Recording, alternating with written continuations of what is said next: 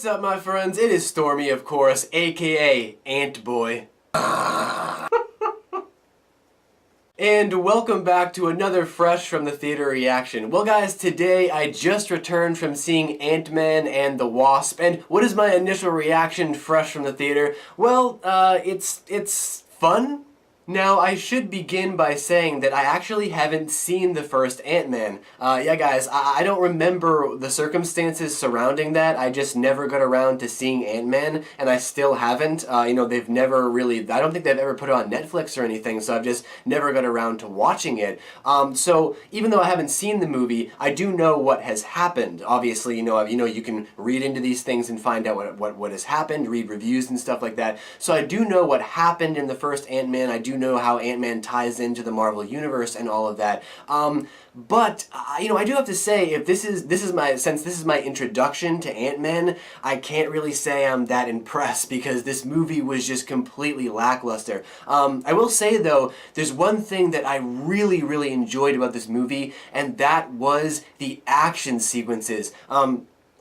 As with all Marvel movies, the action sequences are incredibly well done. If it's one thing Marvel always gets right, it's their action sequences. And here in Ant-Man and the Wasp, man, they have a lot of fun with it. It was so cool. I mean, to see, with all the mini, when he gets mini and then when he gets big, and they're shrinking in and out of like cars and buildings, and it was so fun. It was just a blast to watch. But the problem is that that's all there is. Man, how many times, seriously, have I said that sentence, that's all there is, pertaining to movies? And what I mean by that is that it's all action, right? It's all action, that's all there is. This movie, in the Marvel Universe, is a massive disappointment after the, beautiful darkness that was Infinity War. Infinity War was just so well done. It was absolutely amazing. It was excellent in so many ways. And for Marvel to follow that up with Ant-Man and the Wasp was just lackluster. It was completely lackluster. This movie is a fast, action-packed, jumbled mess. It really is. It's a giant mess. And you know what it honestly reminded me of?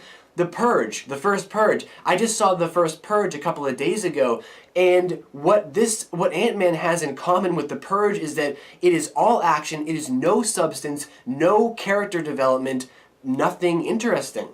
Another massively disappointing aspect to this movie, actually, there's two. I should include them both in the same segment, really, because they honestly go hand in hand when you're talking about the Marvel Universe, because Marvel never seems to get these two things right, and that is the villain and the comedy. And I honestly thought that Marvel was on the right track. They're finally getting their comedy right. I loved Thor Ragnarok and obviously Infinity War. They're finally getting their comedy right. They're finally getting their villains right. And then here comes Ant-Man and the Wasp, and bam, the comedy sucks once again, and bam, the villain sucks once again. I cannot believe I'm talking about the villain again. Once again, Marvel comes up with just this weak-ass villain.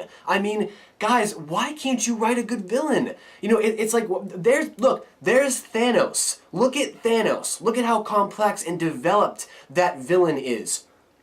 Do it again. You know what I mean? It's like, why can't you guys match what Thanos is? Why can't you guys make every single Marvel villain interesting? Maybe that's why they're not doing it. Maybe they're doing it on purpose because they want Thanos to be such an important figure, such a standout figure. That could be the reason why, but every Marvel movie, I'm sitting here talking about a weak villain. And the comedy. The comedy, once again, it wasn't even, I wouldn't even describe it as hit or miss, like most Marvel movies are hit or miss on the comedy. This one was just miss.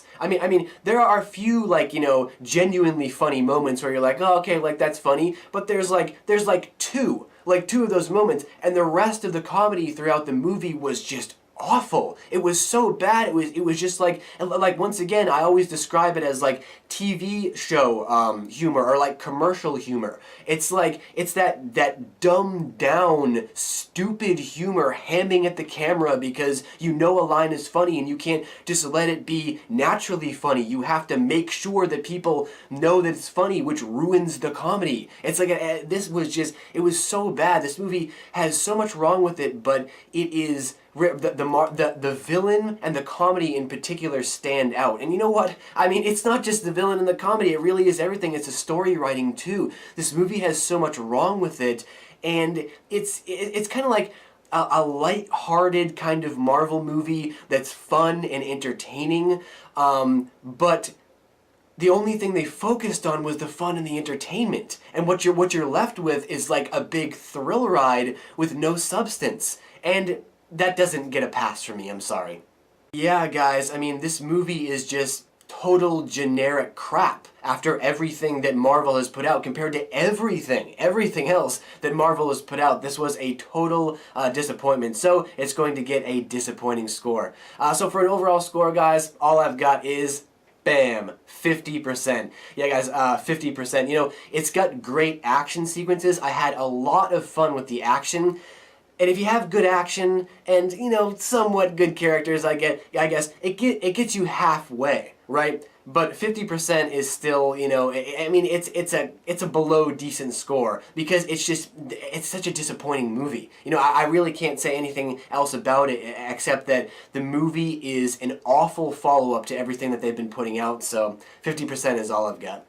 Also, one thing to mention before I go is that apparently this movie is another one of those films that was written by like 5 different writers, and it really shows because it's, you know, it's one of these movies where you have a bunch of different ideas just, you know, car crashing with each other on screen and all it's just twisting and meshing together and Frankenstein together. Why? Because it's 5 different people's ideas. You know, it never works. You know, this is a lesson. There's a lesson to be learned here, you know, as Beckett said in the Solo movie. You know, and the lesson is don't let 5 people write your movie. You know, maybe just let one person write the movie so that it's a clear, cohesive idea. But, of course, these are all just my thoughts and opinions. Now it's time for you guys to leave all of your thoughts and opinions down below in the Great White Void. What did you guys think about Ant-Man and the Wasp? So, guys, that's going to do it for me and for this episode of Fresh from the Theater. And now it's time for me to go get my Ant Boy on. That's right, you guys. Thought that I was kidding about being Ant Boy? Oh, no. Oh, no. I am the one and only Ant Boy. I am the greatest asset to the team you've ever seen. You just wait. You just wait for the next movie. You're gonna see me, and I'll be back. Shrink time!